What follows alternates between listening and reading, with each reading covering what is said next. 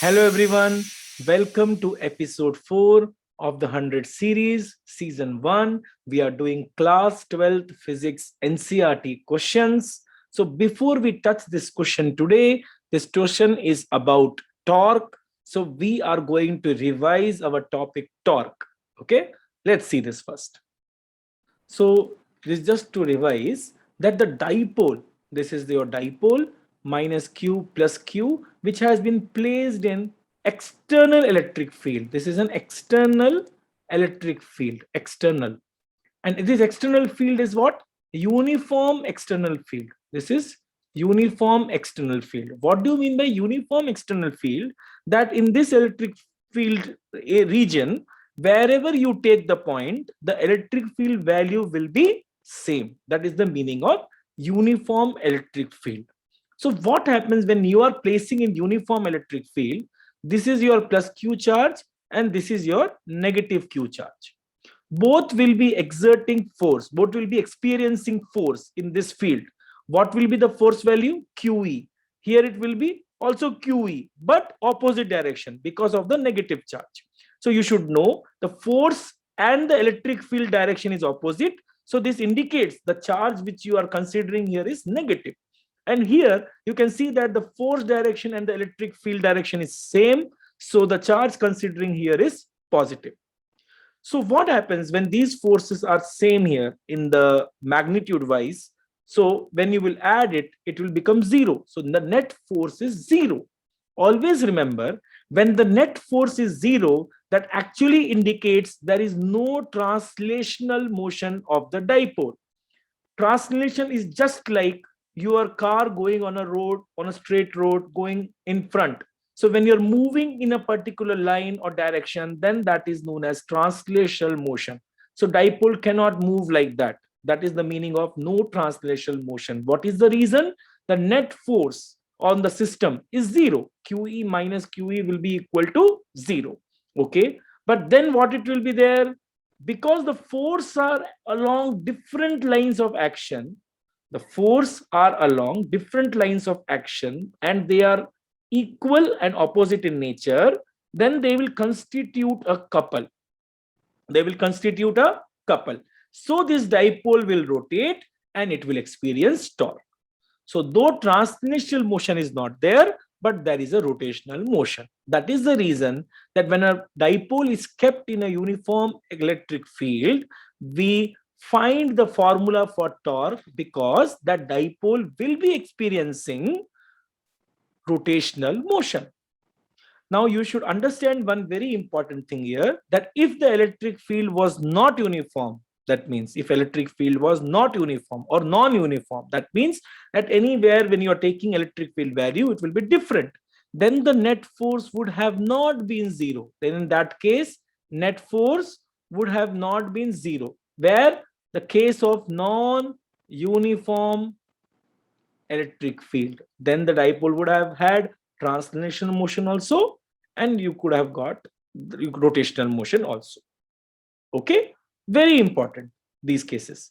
Now you have torque is equal to electric force into perpendicular distance, and we'll not go into detail. Yes, we know how this 2L sine theta comes because of the right angle thing, the perpendicular base hypotenuse, you know that. And this is QE, and then you will get torque as P cross E, or the formula PE sine theta. Always remember one particular thing, the torque is what? It's a vector quantity. So it will have magnitude and it will have direction. What will be the direction? Because of cross product, this is nothing but n cap. The unit vector is n cap. What does your n cap indicates? N cap simply indicates here that the torque will be, the direction of torque will be perpendicular and into the plane containing P cross E. That means inward into the plane containing P cross E. How you can find it out? Using the right hand thumb rule. So you can see that when you will sweep it, your thumb will be pointing down. That indicates the torque direction. Okay, these are some special cases. So this theta is what actually, once again, you should remember, this theta is nothing but, this theta is the angle between Theta is nothing but the angle between P and E. Angle between P and E. P is your dipole moment, E is your electric field. So when you keep theta 0, torque will be 0. When you keep theta 180, that means P and E are acting opposite to each other. Then the angle will be 180. So then also answer will be 0. Only in the case when the P and E are perpendicular to each other, you will have answer as PE, because sine 90 value is 1. So you will have the maximum value here. What is the unit? SI unit will be Newton meter, because force is having Newton, distance is meter. So your SI unit will be Newton meter. I hope it was a good revision for you. Now we will go to the numerical. So now let us see this question. An electric dipole with dipole moment 4 into 10 raised to power minus 9 coulomb meter. Always you should write the givens. So we will write this. This is a standard method. The P can be written as here, P equal to 4 into 10 raised to power minus 9 coulomb meter. Okay, just ignore this line. So this is your P value given. So this is your P. Now, what you have theta here aligned at 30° with the direction of uniform electric field. That means the angle between P and E, dipole moment and electric field, it is given as 30°. And we have already revised it. This will be your theta. That will be nothing but 30°. Similarly, what is the magnitude of electric field given here?